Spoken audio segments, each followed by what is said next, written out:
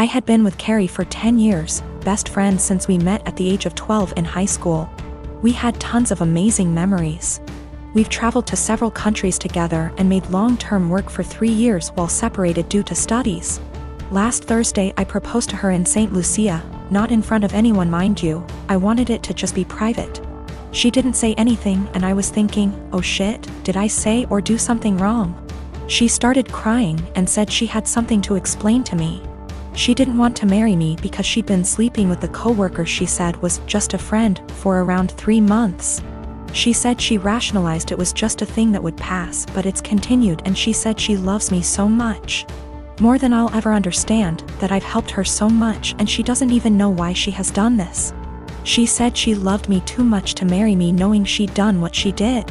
She doesn't love the guy. It was just sex and she had been trying to stop the affair, but I proposed before that happened and she said she knew when I was kneeling that she couldn't marry me, not after everything I'd done for her, so she told me. I feel like my whole world has shattered. We had an awkward flight home on Friday evening and haven't spoken since. She has tried calling me but I haven't answered and I have until Monday off, so I'm just here. I've barely eaten. I feel like there's a black hole in my stomach draining everything I have mentally. I can't wrap my head around the fact that she was cheating, that she lied, that she hid it from me. My sister apparently had some words for her. I'm trying to pretend I'm okay, but I'm not. Every morning that I've woken up since last week Friday morning has just been bleak. I love her so much, but I've no intentions of getting back together. I don't think I would ever be able to trust her again, much less forgive her, for a very long time. My best friend brought a 6-pack yesterday and we drank in the evening. I cried my eyes out in the shower last night. I never cry, not even when my mom, who I was extremely close to, passed away. But I was sobbing like a child last night, and honestly I would have loved if my mom had been there to tell me it'd be okay. My sister brought over some breakfast this morning and basically made me eat because she knows I haven't really been eating lately. Zero appetite. I have 3 fingers missing on my dominant hand. It's fine. I can type and everything and even manage to tie my shoelaces most days, and on the days I can't, that's the dyspraxia. However, I won't deny that it looks a bit odd to most people. I only have my 4th and 5th fingers, so my hand looks a bit like a child's drawing of a rabbit, and not a good one. I'm used to people asking about it, usually after staring for a good minute or 2, but I still find it annoying. I really don't get why you'd think it would be an okay thing to ask someone about, but hey, I wasn't raised in a barn. Usually I nip the questioning in the bud by just explaining the truth from the get-go, and assuming that enough people will gossip about it that the message will spread by the end of the day. It always does. Anyway, I started a new job about a month ago, and I honestly could not face going through that same cycle again. I felt like the time had come to not play into it anymore and to make something out of it, and I decided to make myself laugh. When the first new coworker asked about it, I completely lied and told her that I chewed them off as a baby. I then decided to tell the next person who asked that I cut them off with a plastic knife at a picnic. And the next person that I was born with 6 fingers and they removed too many, and so on. All genuinely ridiculous reasons, but I'm a good actor and they actually believed my stupid lies. I didn't expect them to, a plastic knife, through bone, but there you go. Maybe they just thought there's no way I'd lie about how I lost my fingers. Within about 3 days, I learned that my coworkers had been arguing about the actual reason, and it seems like a lot of them now actively dislike me for lying to them. I'm probably going to have to make some cupcakes over the weekend with my super cool 3D printed adaptive whisk to get back into their good books. Anyway, I told this story to my brother today and he told me that I was an asshole because I caused tension within the office on my first day and made people feel stupid for being gullible and believing my lies. My argument is that I'm not the asshole because they were asking a rude, albeit common, question, and because I didn't do it with the intention of deceiving them. I was just honestly fed up of the question and didn't think they'd think I actually severed 3 fingers with dental floss when I was 3. I'll accept my judgment, though. Not cool to ask people why they lost limbs or digits just because you want to sate your morbid curiosity. A few reminders for people: I'm not a male. Don't know why everyone assumed that. Don't ask people about something that could be traumatic, especially when you don't actually know them. My husband and I have been married for 21 years. We have 2 adult children, one is in college out of state and the other is in the Navy. When we first got married, my husband was in Navy and we spent the first 10 years of our marriage moving from place to place, wherever his new duty station was. I found it hard to make friends, and I could not keep a job, so I made a difficult decision and decided to be a som. When he got out of the Navy 11 years ago, he took a job and we moved. 3 years in, he got offered a job in another part of the company, however, it was in another state, so we moved again. We stayed there for 6 years. I went back to college and got my degree and began looking for work.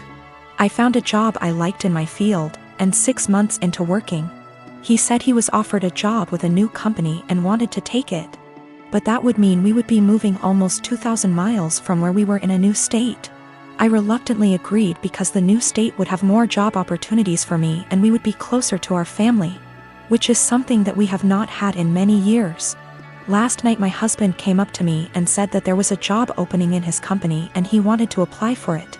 It would mean a pay raise and better hours, but the caveat would be that we have to move again. We have been living in our new state for 3 years. I love it here. I have an amazing job and I am making great money. I finally have friends and am able to socialize. I told him that I am not moving again. Anytime we have to move, he always leaves first and I end up being responsible for selling / packing the house. And I am not doing that again. Our son's college is only 2 hours from here. We can see him twice a month. If we move, that means we would have at least a day's drive and would only be able to do that once or twice a year.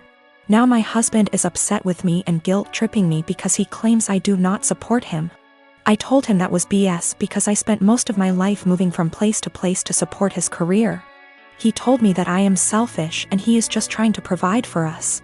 I told him that we are more than comfortable where we are now, and that if he truly wants to take the job, he will be going alone. My husband and I have been together since I was 15 and he was 17. He joined the Navy right after graduation from high school when he was 18 and I was 16, but had to wait 2 years before we could marry. He works for a company that has plants in 15 states. He is currently in middle management, but if he wants to advance his career further, he would need to go to another plant out of state.